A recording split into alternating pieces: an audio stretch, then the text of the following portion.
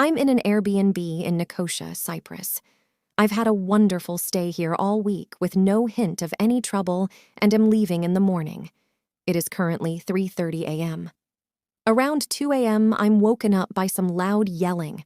At first, it sounded like laughter or drinking, but then I realized there was some screaming and the lady was yelling loudly in English for the man to leave and that she did not consent.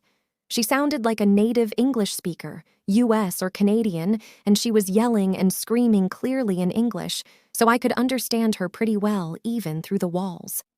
The man had a heavy accent, so I assume he was a local, and it was more difficult to understand him. I couldn't really tell what he was saying. After realizing the situation, I called the police. Halfway through describing the situation, they said they would put me on hold, and they never answered again. The screaming stopped shortly after that. I didn't sleep and called my fiancé, all the time speaking as quietly as possible.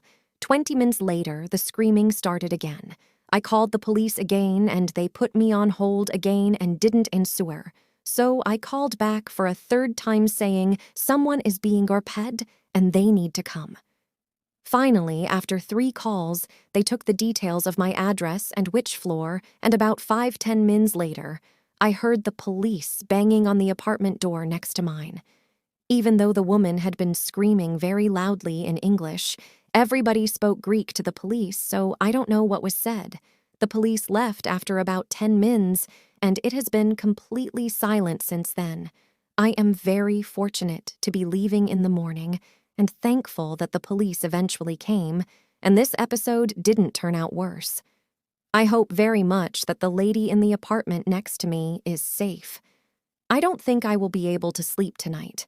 I've traveled to around 55 countries, many solo, and this is maybe the scariest experience I've had to date. Now I'm wondering whether to mention this to the Airbnb host, and also whether to leave a note for the neighbor offering help in case she needs a witness or something.